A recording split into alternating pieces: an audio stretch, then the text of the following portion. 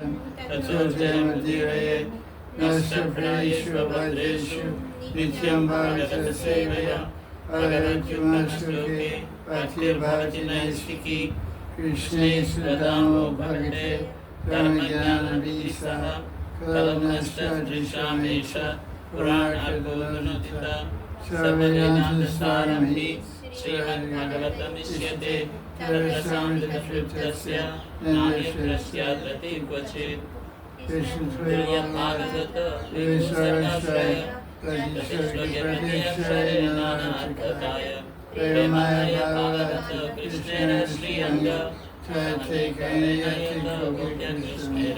श्रीमद्भागवतम महापुराण की जय। Srimad Bhagavatam Saturday class, we're discussing first Canto Bhagavatam, and we discussed last Sunday chapters 5 and 6 about Narada Muni attained perfection by performing Vaidhi sadhana. He gradually attained the platform of Ruchi, Asakti, Bhav, and Prem. And when he attained Prema, he had darshan one time of Lord Vishnu, form of Vishnu. And then he lost that darshan, and he felt great anxiety. And he cried and hankered to get darshan again, but he didn't get darshan the second time. Vishnu appeared to him in a voice, Akashvani, and said, I won't show you again, but you continue to hanker for me. You'll see me at the time of death. So he continued for some short time, and then he left his body, and Vishnu came and brought a spiritual body to Narada Muni at the time of death. So we read that last week. Now we're in chapter 7 of the Bhagavatam, first canto. Right? We read 7 chapters. Read 7th chapter. What's it about? Ashwatthama. Ashwatthama was caught by Arjuna. Yes, and removing His jewel was removed from his crown. He was shaved up, chopped up a little funny. He was insulted because dishonor is considered worse than death. Although he's a Brahmin, he was acting like a Kshatriya. He was the son of Dronacharya. His father was the teacher of archery to Arjuna and Karna.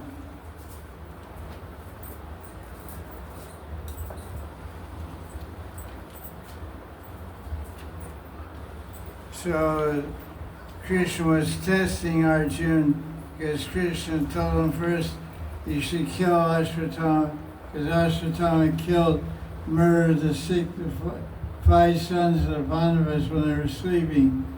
They were just teenage boys. They were sleeping in their tents. Ashwatthama came at night and cut all their heads off. So the Pandavas now have no children. So that was a serious sin. She should be punished by death himself.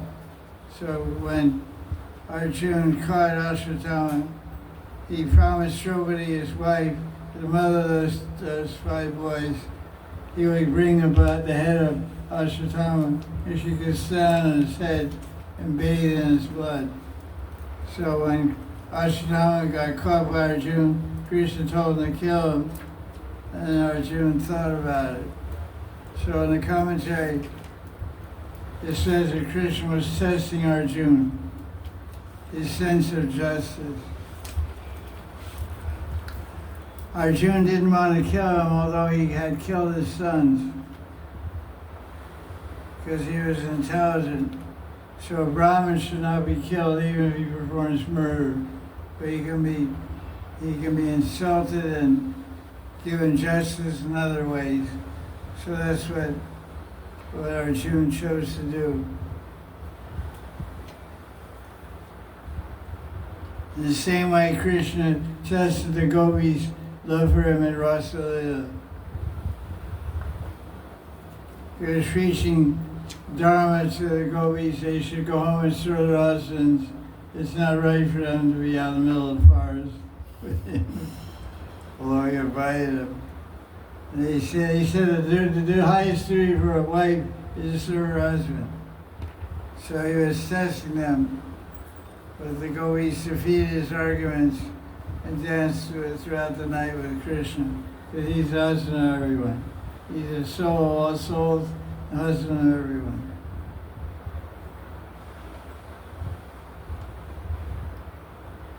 So Krishna also tested King Prithu and Prahlad Maharaj by promising them enjoyment and power, but they turned it down. So Krishna was showing the glories of bhakti and devotees. They don't want anything but Krishna's devotion. They don't want anything of this world.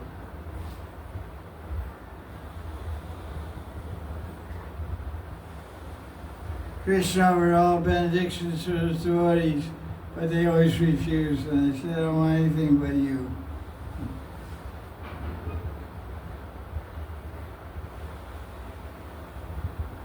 Even sinner devotees test others.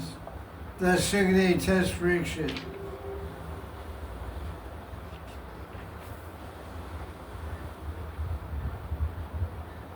In the sixth canto, Sukadeva tested Parikshit by asking him to speak about different types of atonement. In the ninth canto, Sukadeva tests Parikshit's eagerness for Krishna's pastimes by summarizing those pastimes in the ninth canto.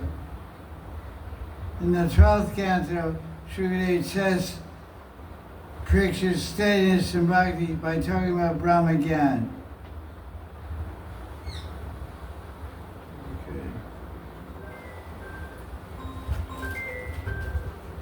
There's Gopal again.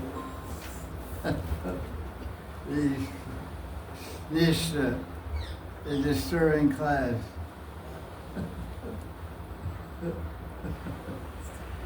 He took a vow to always disturb class.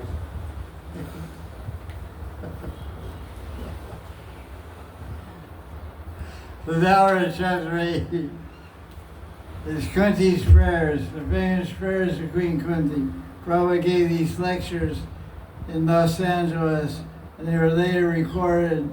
They were recorded and later transcribed and published as a book, Prayers by Queen Kunti. But they were lectures he gave. They were Bhagavatam classes he gave on first canto. They were very good lectures, and they became published as a book. So in this chapter, Kunti offers prayers, and Yudhisthira is grieving. Yes, he's greatly grieving, because he became the king of the emperor of the world after Kurukshetra battle. But he was unhappy because all his relatives were killed. All his cousin brothers were dead. Dhritarashtra and Duryodhana, everybody was finished.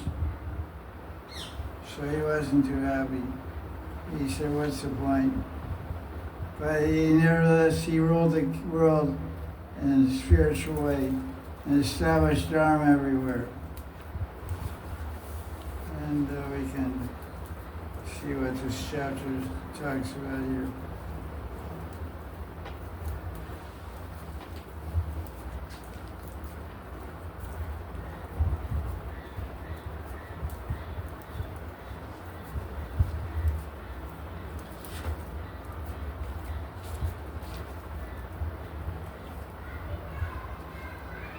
And Parikshit was in the womb.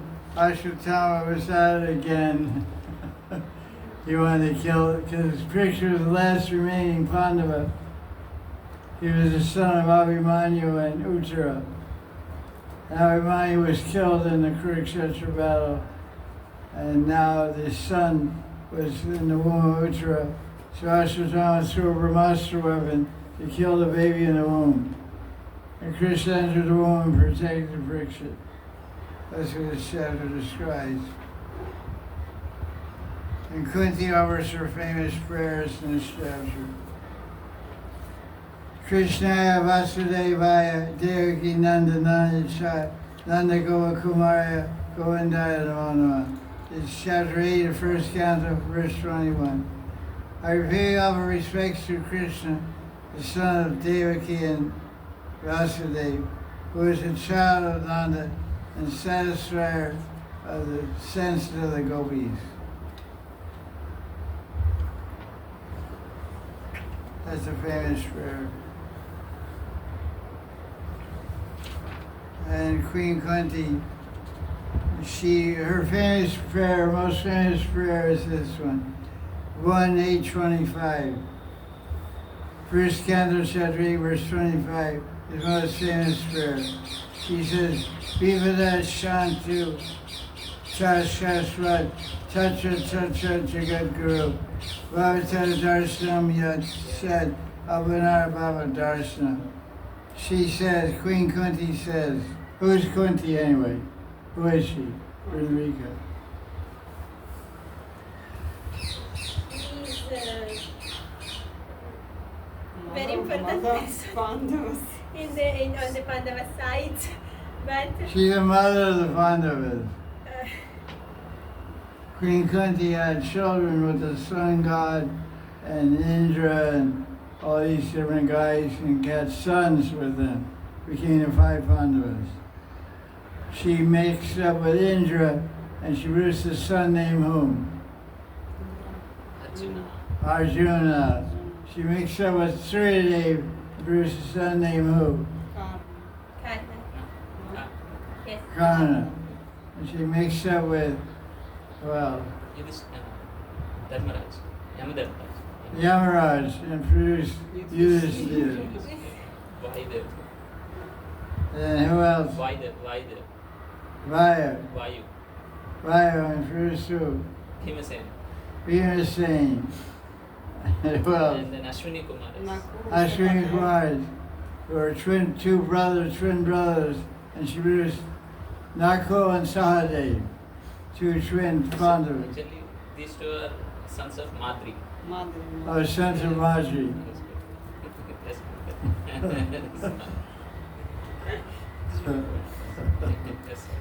So this is her famous verse 1:825, Queen Kunti. O Guru of the universe, may we have dangers in such situations continually, because in those dangers we will see you and we will gain release from the material world. So she's praying for misery. Let me always be facing Vipad. Vipad means misery, obstacles, difficulties. Because when I'm feeling those difficulties, I have Baba Darshan. I see you have your darshan again and again. So most people pray to avoid misery. She's praying to experience miseries. This verse, Queen Kunti is calling Krishna Jagat Guru. She's not saying Nityananda or Balaram is Jagat Guru. Although many popular Gaudiya Vaishnavas say Nityananda Balaram is a Jagat Guru. It's nowhere told in Shastra. I wrote an article about that also. Everywhere in Shastra describes Krishna as Jagat Guru. Who's the Guru of Brahma? Krishna. Krishna. He's the Adi human being. And then Brahma is the Adi Guru of who? Narada Muni. Narada Muni is the Guru of who?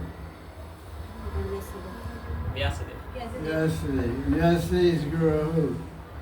Madhavachi. Shukadeva Goswami. Sukadeva Goswami. There is many.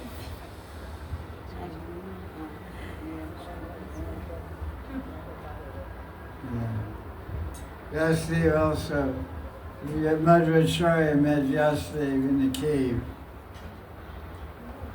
in Himalayas. Because Vyasadeva is a Chiranjeev, he lives forever practically.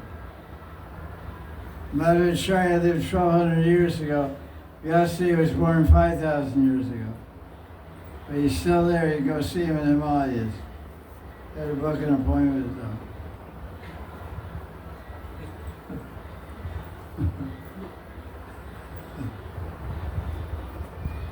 So this is the Spanish verse.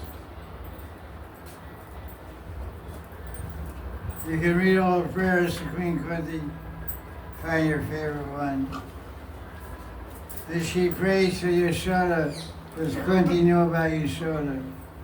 In verse 31, page 3112. Yashoda said, Kunti said, "My dear Krishna, Yashoda took up a rope to tie you up when you committed an offense. Your perturbed eyes flooded with tears and washed the mascara from your eyes.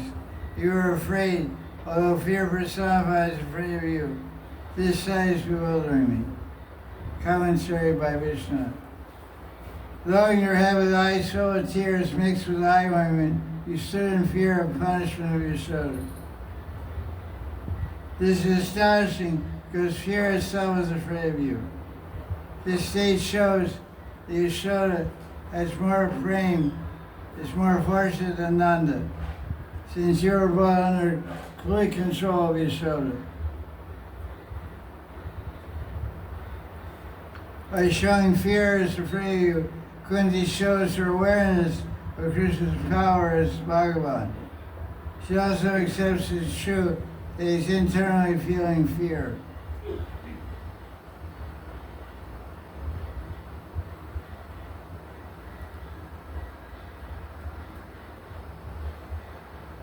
So Krishna was really feeling fear, he wasn't pretending.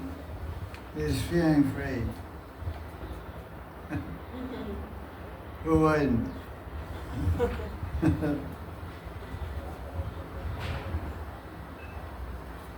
And there's a nice prayer on page 319, 1842. When Kunti prays. Trai me nanya vishaya matir marupate sakrit ratim udvahatad ada gange vogam udanvati. O Bhagavan Sri Krishna, let my mind, with fixed attention on no other object, repeatedly carry its affection to you, achieve the Madan dynasty, just as the Ganga carries a full stream of water to the ocean. That's not a very poetic translation, but the verse is a very beautiful conception. So let my mind, full of love, flow like the Ganga. The Ganga is ever flowing to the ocean, so let my mind ever flow to you out of love. The Ganga is the wife of the ocean. The ocean is the husband. Sagar or Sindhu is male, and Nadi or rivers are female. So the wives of the ocean is the Ganga. So she flows like a husband, like a wife flowing into the husband. And Vishnu's commentary. Krishna, your devotees are non-different from you, and thus without affection for them, affection for you cannot take place. It is not possible that this could please you.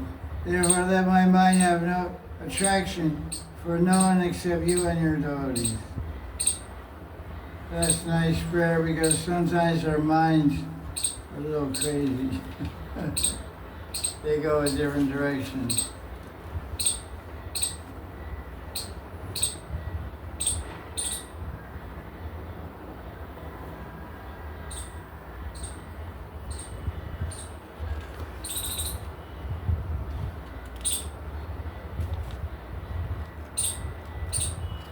Krishna was very happy with Kunti's prayers.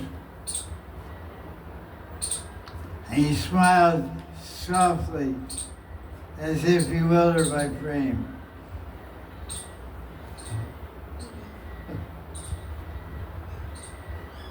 In other words, Kunti's prayers touched Krishna's heart. So she wanted him to stay a little longer in Hastinapur. So Krishna agreed with her and entered Hastinapur. Krishna took permission from Kunti and other women, but he took their permission to leave to go home to Dwarka. The Yudhishthira wouldn't let him go. They had too much love for him.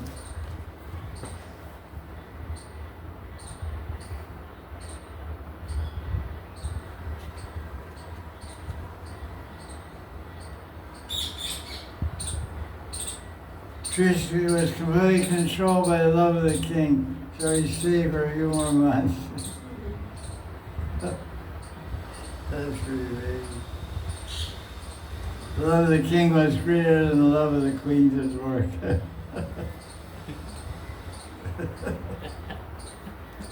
Bye, girls. What's a few more months?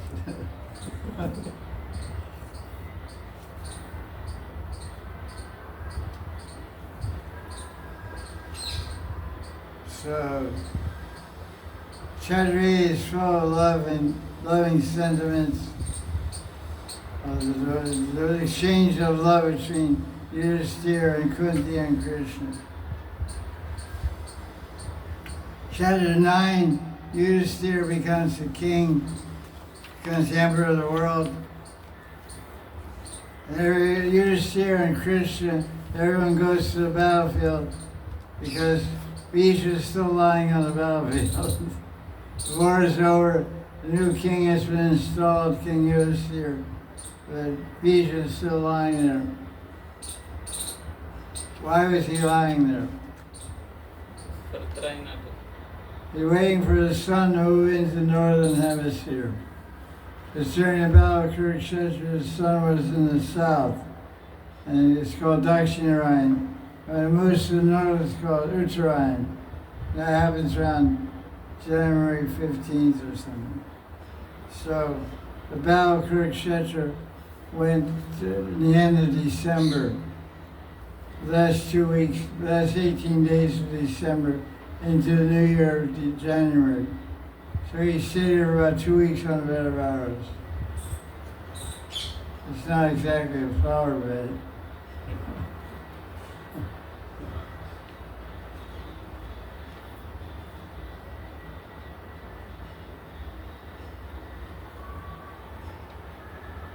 So Bhishma wanted to see Krishna when he left his body. So Krishna, who appears next to Bhishma, Krishna came there to give his darshan. Many great sages were there. It explains on 329.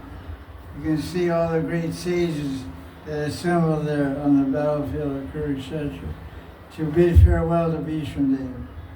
Parvat Muni, Narada Muni, Domi Rishi, Vyasadeva, Bharadraj, Parasuram, Vishishta, Asita, Gautam Rishi, Kaushika, Sudarshan, and all their disciples, Shuka Muni, Kasyap, Brihaspati, everybody, all the big guys.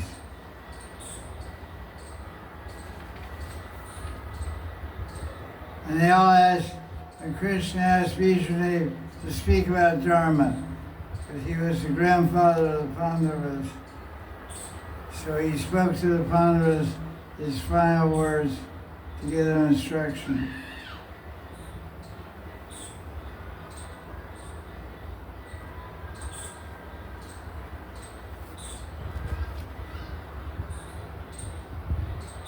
His eyes were blinded by tears of love. He spoke to the Pandavas. He said, Vishnu said, take shelter of the Brahmanas, Dharma, and Krishna. You should not live your life in suffering, since that is dangerous and improper. And then he said different things. He glorified the Pandavas' dynasty. He glorified Krishna. Today's an interesting verse, 19, chapter 9.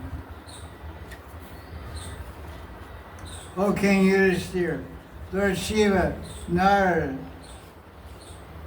and Kapila Dev know the secret anubhavas of Krishna, though not his intentions. And the commentary of Vishnu is very interesting. Shiva and others know the actions of Krishna, but only those actions chooses to reveal to them, and not his secret intentions, his real form or his real powers. All he knows of Rasa Shastra know first of all the Anubhavas and Samibhavas. By that they can understand the Sthai Bhava. By the particular qualities, and it's page 336. It's very interesting purport, you should make note of it. It's a great teaching on Rasa Tattva.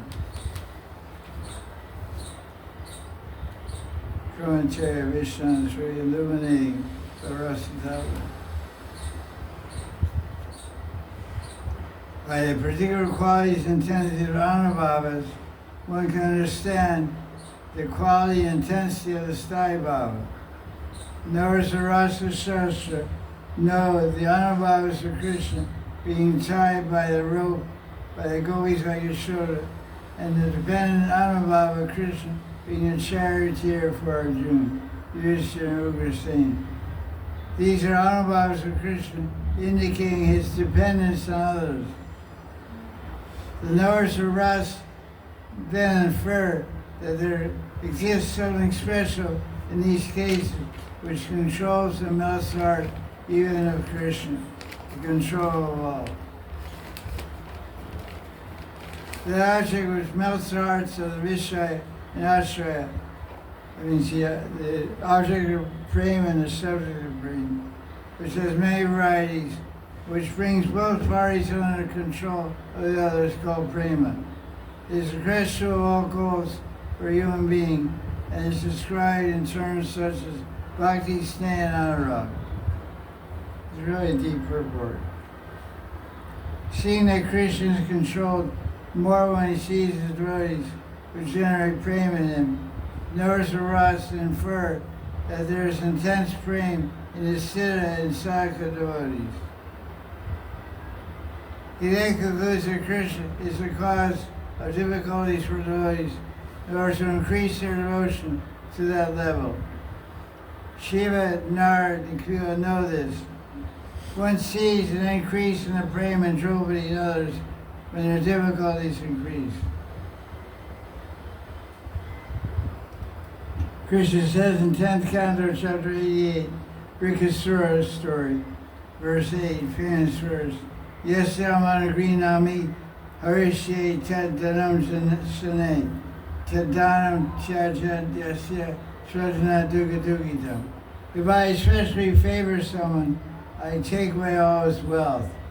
Then his relatives and friends of such a poverty-stricken man abandon him.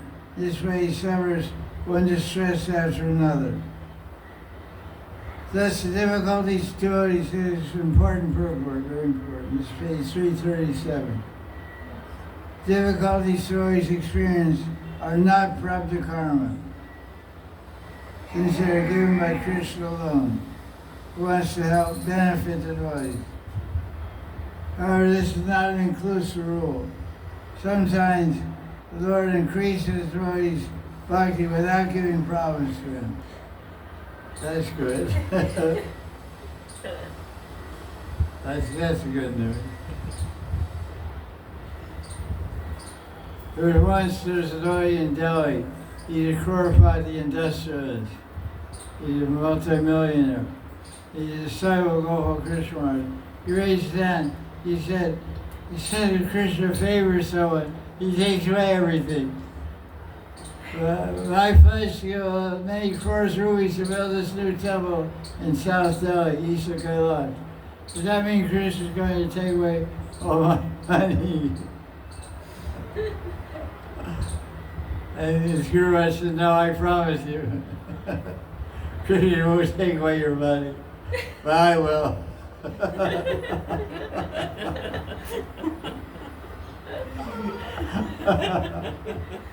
Everybody laughed.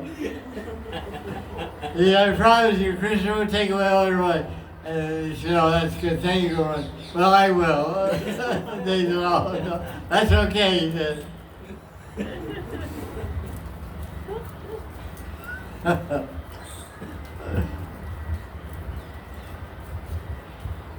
But Vishnu says this is not an inclusive rule. There can be exceptions.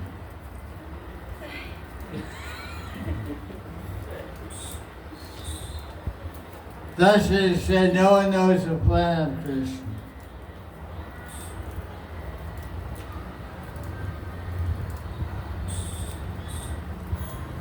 That's a nice verse. I pointed that out for you. You can make note of that.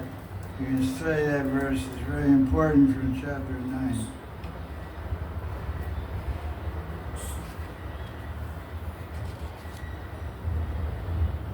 And Vishnu gives all kinds of instructions to use here. He says you should follow Varnashram Dharma.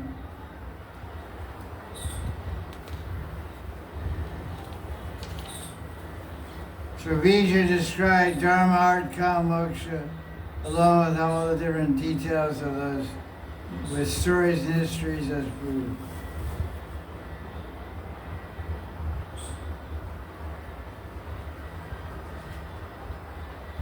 So the time which Ryan came, and Vishnu got ready to leave his body.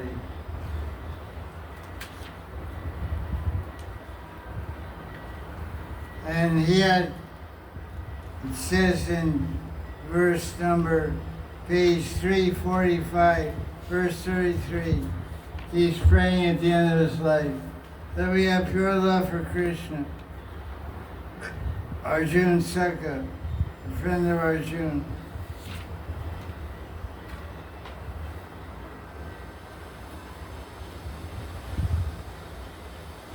Commentary on page 346 of Vishnu.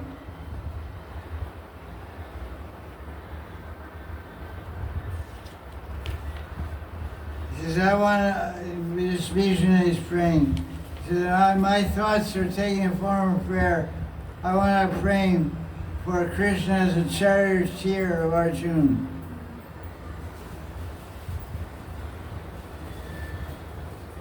This prayer indicates he is absorbed in Vira Ras. Vira Ras means chivalry, courage, chivalry, valor. Hero, heroic. Vira means heroism, fighting. So he wants to see Krishna during battle. He gets particular in verse 34. So this means a devotee should have a particular vision of Krishna that he always cherishes, that he will see at the time of death. How do you want to see Krishna? When you leave your body. So you should fix on that vision every day. Fix on that, what Krishna is looking like. So the translation of the Kam Gayatri is a nice thing. I want to see Krishna painted on top of a in a flower bed. This is Kam Gayatri. So he says, he gives particular, he expresses his meditation. May my mind concentrate on Krishna. Why Krishna? For Krishna, whose face is decorated with dust from the horse's feet. And his hair is tossed all around because of the speed of his driving. And his face is covered with perspiration, with great effort in protecting Arjuna, whose armor is shining brightly, being pierced by my sharp arrows. Commentary. Vishnudev cannot give up the sweetness of Krishna's face, surrounded by his tossing locks of hair blowing in the wind. It's a very, very moving vision. His hair is thrown all about because of the speed of the chariot, and covered with dust raised by the horses. Even what is not considered beautiful, beauty can be found. Sundari Kim Anusundara Naya. This is type of logic. It's called Naya. Sundari Kim Asundara Naya. The logic of finding beauty where there's no beauty. So some girl may be ugly, but if she's your daughter, you'll think she's beautiful. Or she's your wife. Other people think she's ugly, but you think she's beautiful.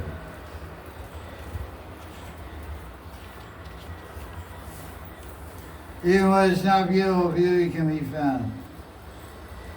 The faces of Krishna's decorative perspiration arising from effort. This indicates Krishna's efforts because of his affection for Arjuna. This is a famous purport. This is a very famous purport of Vishnu Chakravarti on the Srimad Bhagavatam. First Canto, chapter 9, verse 34. You make note of it.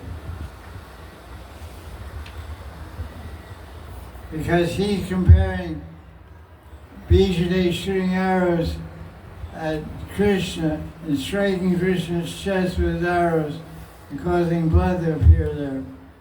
He's comparing that to the fingernail scratch of a lover scratching the chest of a beloved.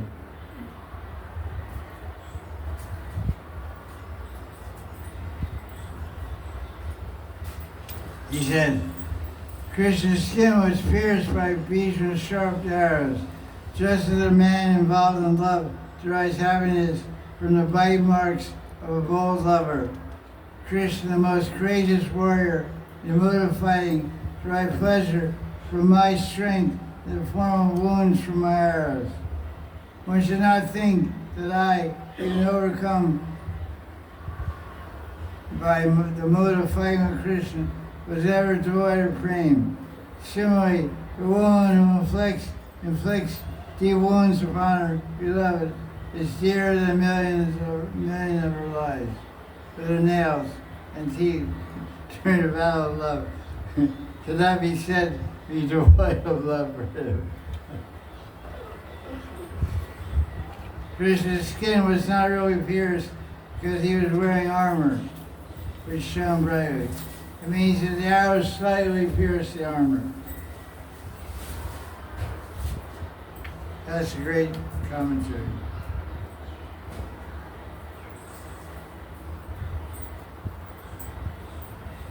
And this nice verse in verse 35, 1935.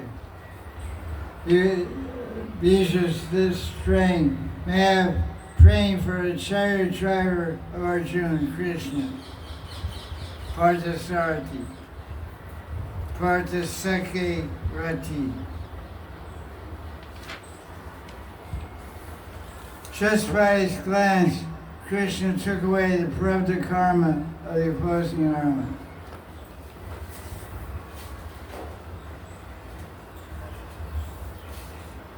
Commentary Vishnu, page 348.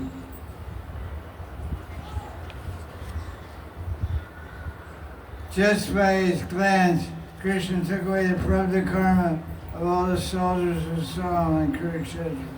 They attained original forms after death. They got spiritual forms just by seeing Krishna when they're dying on the battlefield. Pretty lucky guys. 351. 351. Vishnu compares Krishna's rushing. Krishna picked up a chariot wheel. Krishna said he wouldn't fight in the battle of Kurukshetra. But Vishnu made his break his promise. Because Vishnu fought so furiously that Arjuna was going to get killed by Vishnu. So to defend his story, Arjuna, Krishna jumped off his chariot, picked up a broken wheel, and went to kill Vishnu with the wheel of the chariot. So he used the wheel as a weapon. So he broke his promise to defend his devotee. So he says that in verse 38. 1938, Vishnu prays, O Krishna, let my only goal be Mukunda, who rushed towards me in order to kill me.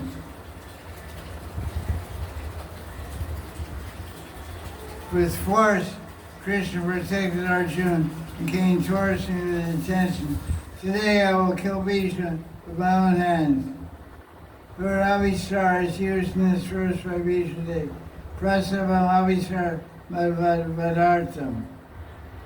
It's to indicate a hero's desiring to meet his lover. In a similar manner, I became extraordinarily happy when Krishna approached me in anger. May my goal be no one else, only Mukunda to give her liberation. Act in this way. O Krishna, I have offered only this prayer to you. So that's pretty amazing, Avisar. He's coming with a chariot wheel to kill me. Avisar is a journey to meet your beloved. So Vishnu was going to meet his beloved, is going to kill him, give him liberation. So he's real happy about that.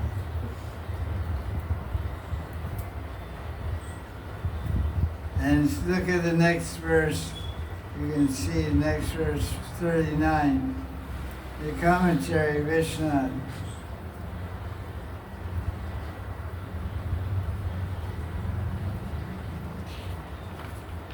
Vishnu does not say I'm dying, but he says I want to die. Because he had a benediction, he could die whenever he wanted to. That's why he was lying. He was covered with arrows, any ordinary man would ever be dead. But he wasn't dead because he only could die when he wanted to die. What's it called? Mrityu Icha or something like that. Swachanda Mrityu. Swachandra Mrityu. My own choice of dying. No one has that choice. Vishnu God. He could die when he chose to die. Now he developed great greed for directly participating in Krishna Lila. From this it is understood the fighting pastimes of Krishna are also eternal. But to speak of other pastimes is a very important purport also. 1939 is very important commentary of Krishna. Proves that Krishna's pastimes are eternal. There is a well-known saying, Marne Yamati Sagati. Whatever you think of when you die, you attain that. Marne Yamati Sagati. Mati means thinking, Gati means destination, goal. Param Gati. Marne, at the time of Maran, at the time of death, whatever you're thinking, that's what you'll get. Seeing you at present is the highest proof. By seeing you, those who die, even if they're killed by others in the battle, even if they're demons, they'll attain liberation, emerging in Brahman, similar to Gyanis. If I am a devotee, while dying, seeing a person at the time of death, how can I not attain that pastime?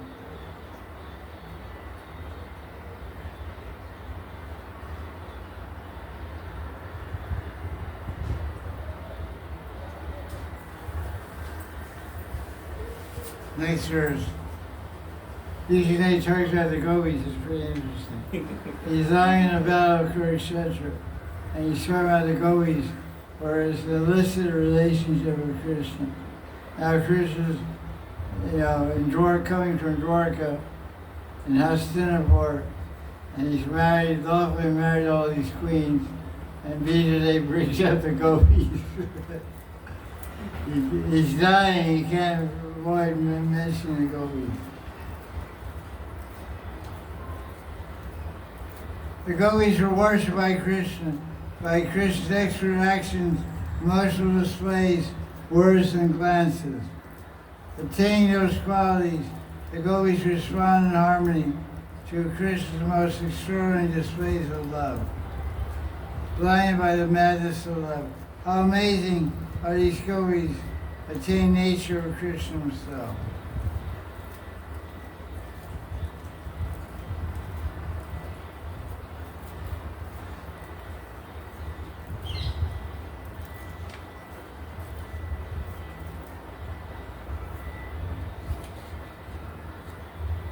So Vishnu was saying, I don't pray for position of gopis. Let that be. I will be successful at death, at my death, if I just by indicating their nature, as he speaks his verse. He thinks that if I speak about the gopis, I'll attain my desire.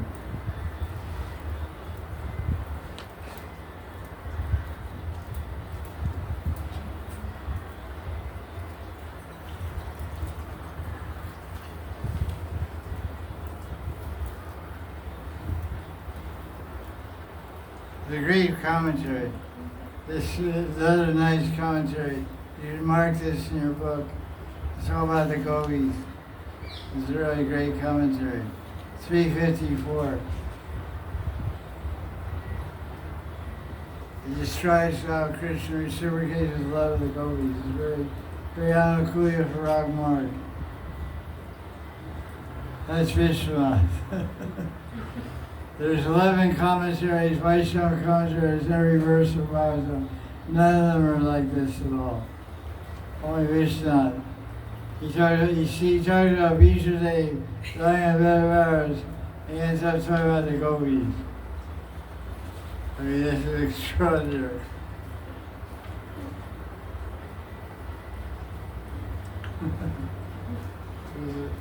It's a great purport.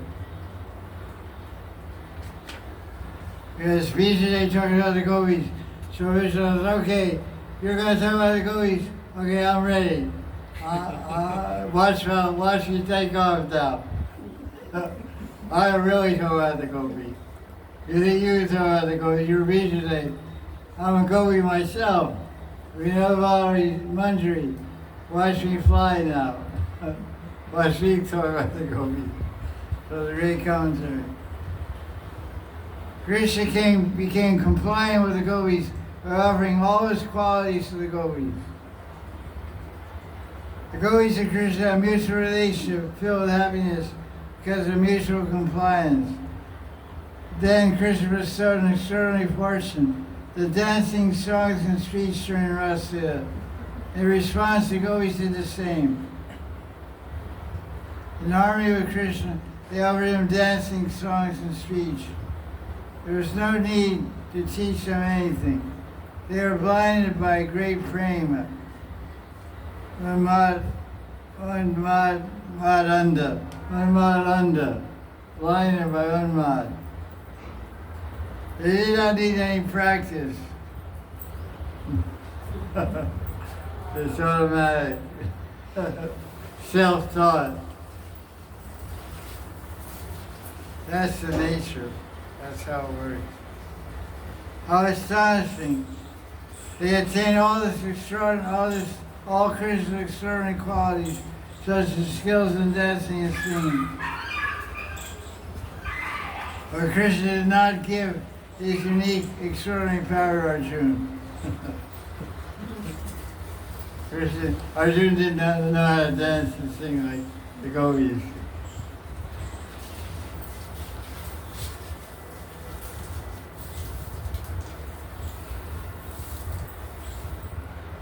In extreme state of madness, some of the gopis even merged with Krishna. This is the highest level of exalted prema. Since I am situated between the two limits, why can I not attain your pastime as the charioteer, which I desire? This is Vishnu's conclusion. I'm situated between the gopis and Arjuna. Arjuna is in Sakya Ras, gopis on Madhurya Ras. I'm somewhere in the middle. I'm in friend, but also in dasya mode also. So why can't I attain my perfection of seeing as Arjuna's charioteer? I will.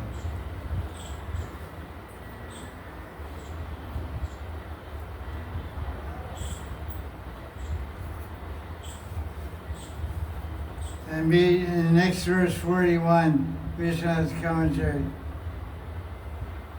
Krishna was seen with amazement by the sages. When Krishna was hearing Vishnu's prayers, Krishna at that time exclaimed, "Oh, what beauty, what greatness!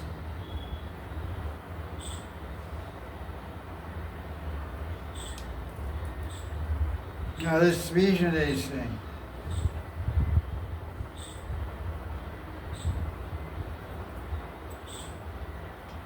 Lord of my life is now visible to my eyes.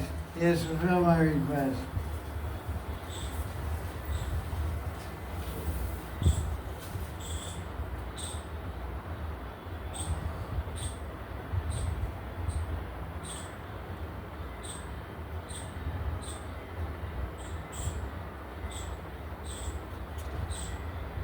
Look at page 357.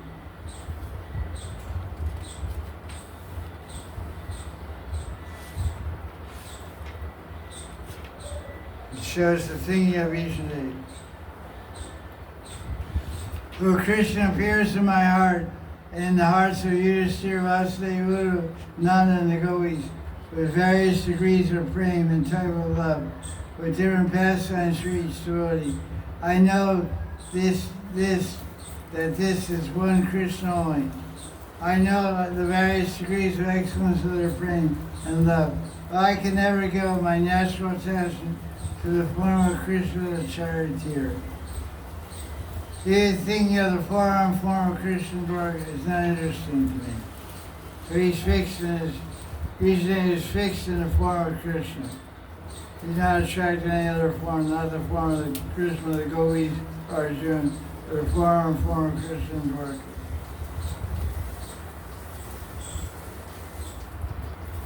He absorbed himself in Krishna.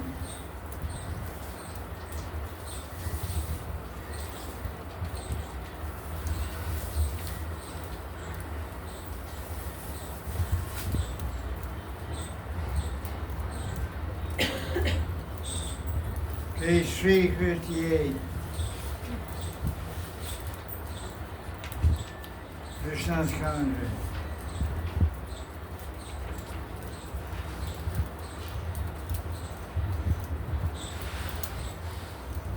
The intelligent people understand at the very moment that Vishnu passed away, he of his body, in invisible form,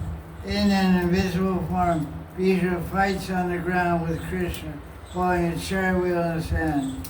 And that in the future appearance of Krishna, Vishnu will also appear with him.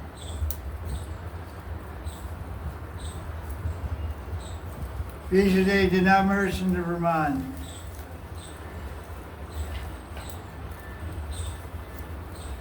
Because Vishnu did not desire that type of liberation. So Krishna wouldn't give him that result.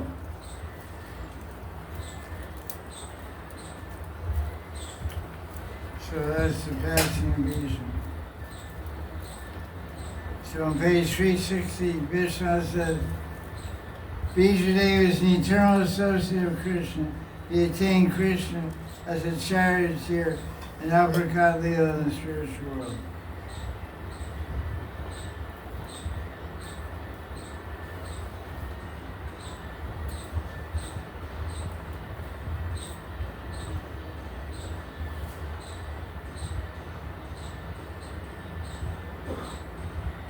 So Vishnu left his body in this world and went in the spiritual body, the spiritual world, to eternally fight with Krishna and charioteer Arjuna. So now chapter 10. Krishna finally leads us to the fort.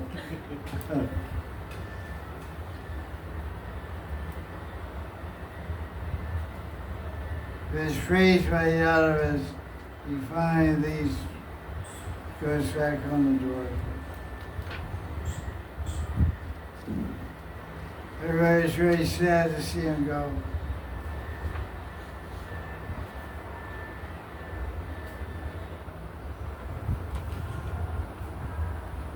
He saw many people on the road and blessed them.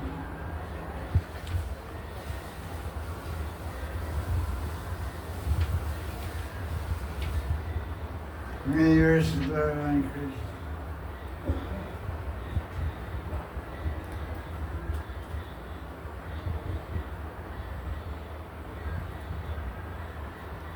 Page 377.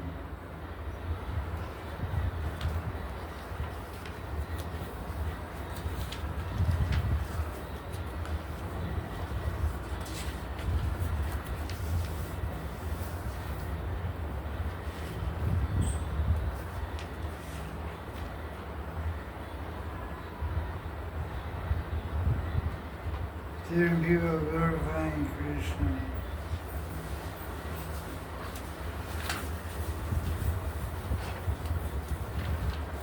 I guess this is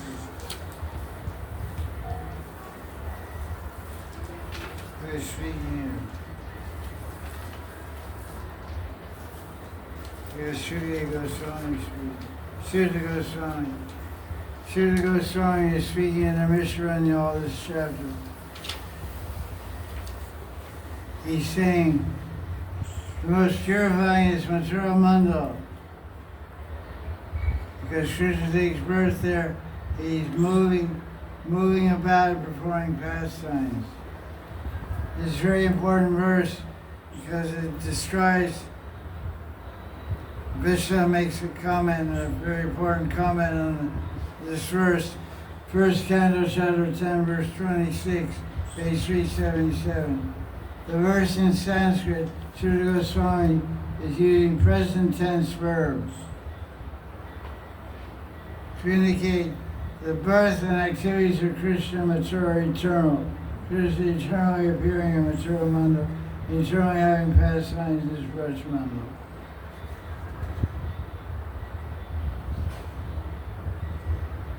Krishna has unlimited manifestations of place and associates in this world and the spiritual world.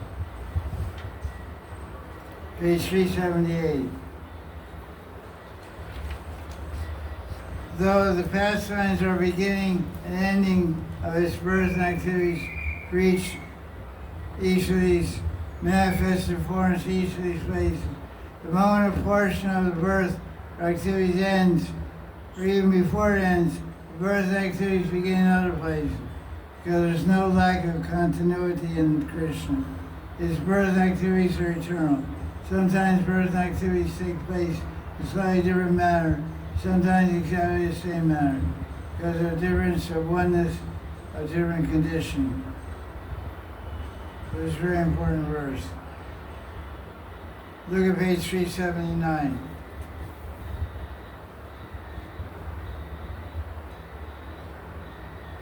Krishna quotes the Brihad Aranya Upanishad 383. He says, this verse in Bhagavatam 10th chapter, verse 1st canto, 10th chapter, verse 26, proves that Krishna is present in the past, is present now, and will be present in the future, Mathura Mandala. This means that although Krishna disappears, he is still recommended as best object of worship.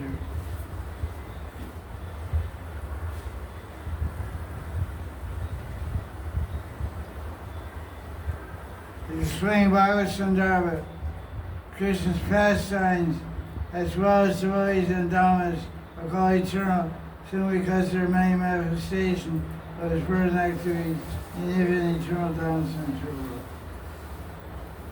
So it's a very interesting commentary to describe the eternality of Krishna's pastime. If you want to know that, you can make note of that. This explains the eternality of Krishna's pastime. The verse and commentary. These are philosophical, very important philosophical points.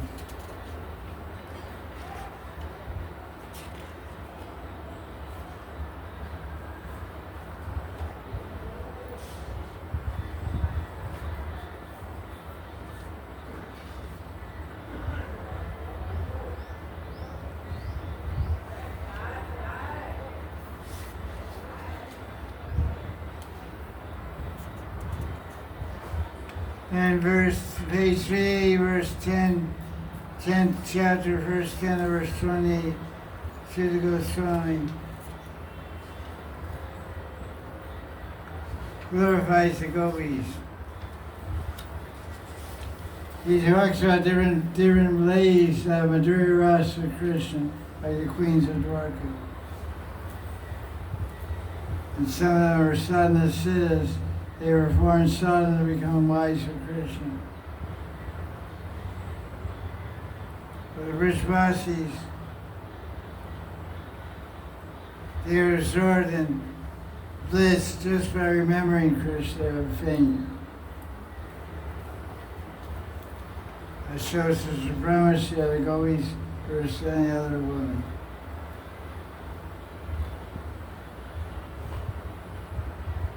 This verse describes the extreme bliss of the gopis' extraordinary brain.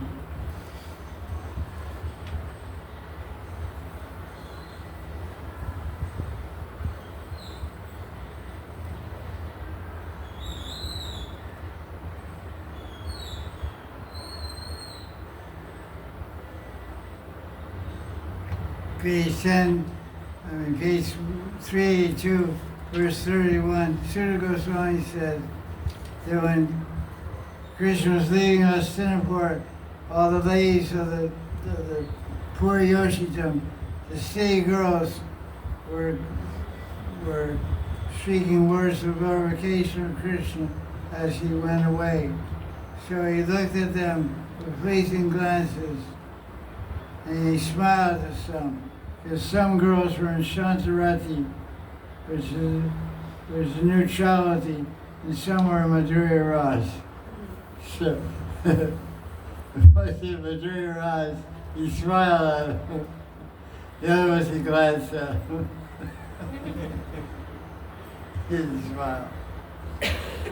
Smiling is dangerous. Glancing is not so dangerous.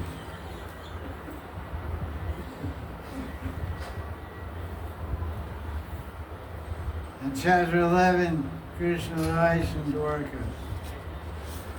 So one place they're sad, Krishna leaving, another place they're glad, Krishna arriving.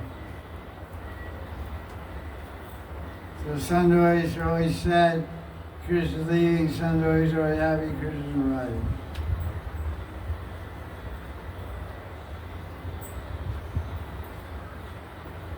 So Dwarka is described in the first 17 verses of the chapter, how beautiful the city was arranged.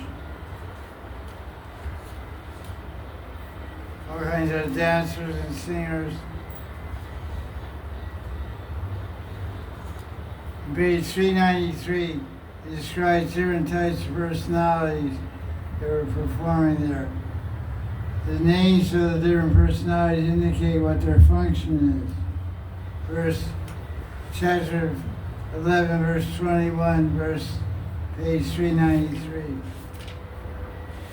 Nata, Nartaka, Gandharva, Sutta, Magadha, Vandana, Gayanti, Chotma, Soga, Charitanya, Abhutanisha.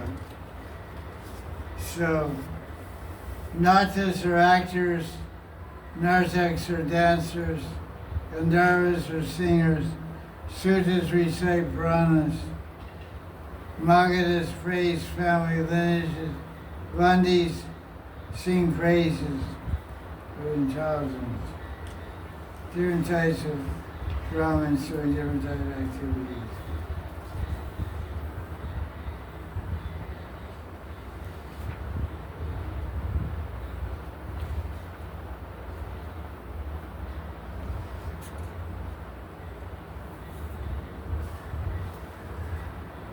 It describes all royalty is received in Dwarka. He entered the house of Devaki and Vasudeva. He was embraced by 7 mothers, led by Devaki. Because Vasudeva actually had 18 wives. So Krishna offers respect to all of them as his mothers. Yeah, one mother, Devaki. Another 17 were also wives of his father. They respected all his mother. Mata 1, Mata 2, Mata 3, Mata 4. Mata 18.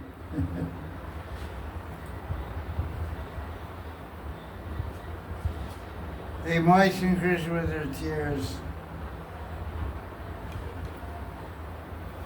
And then last he entered to see his wives. And they were happy to see him.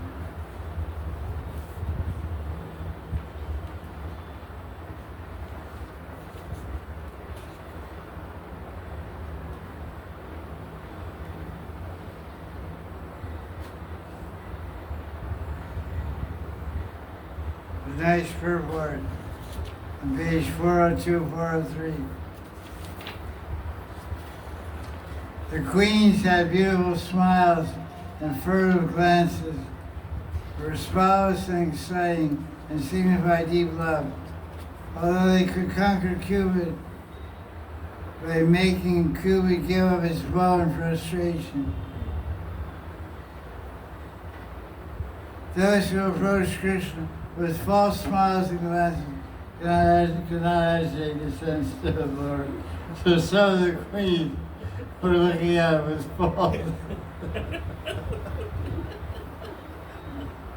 false smiles. We have 16,000 hungry queens. Somebody, that means so wonderful.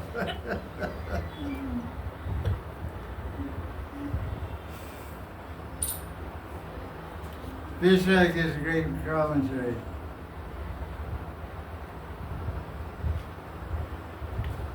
They had a deep flame directed towards Krishna, which arose from their pain of love. They defeated Cupid. Cupid first considered, hey, they are glancing at their beloved Krishna with desire, even without being struck by my arrows. Then Cupid became struck with wonder on seeing Krishna's sweetness. Material Cupid, who had come to bewilder Krishna, himself became bewildered and threw down his bow. In presence of the queen's arched bow-like eyebrows and the arrows of the bashful glances, what is the use of my bow and arrows? Thus he gave them up. That's a really funny. Page 403. Krishna has a great sense of humor.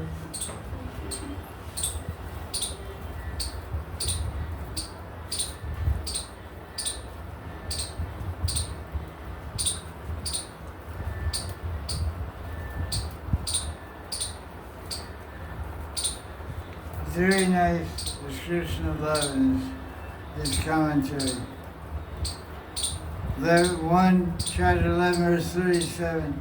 Very nice description of love of the queens. It's a comparison of material love to spiritual love. It's really important to understand the difference. It's a very important verse. I made it note of it.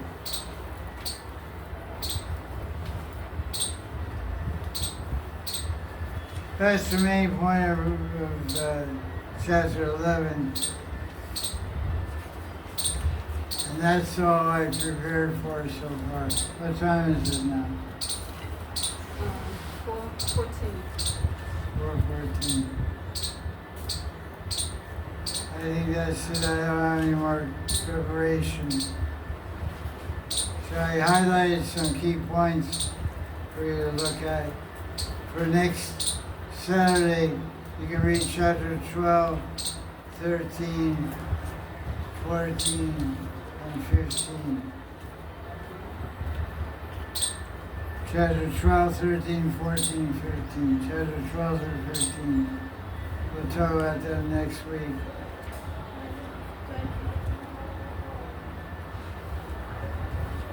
That's about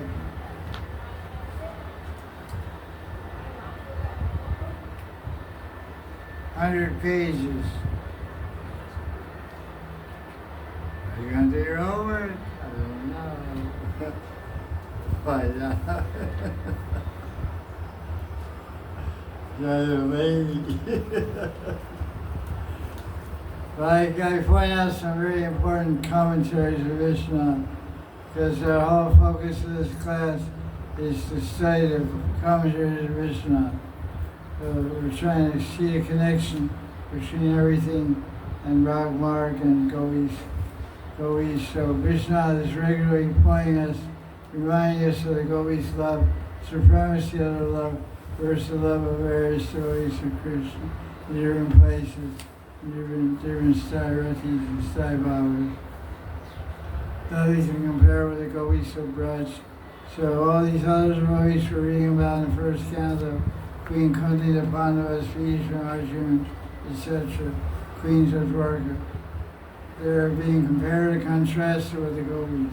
Krishna is expert at making that. So he's a champion of Raganuga Bhakti and Gopi Bhav. So we should really pay attention, especially the commentaries I've highlighted. Srimad Bhagavatam ki jai, jai jai Shri Radhe.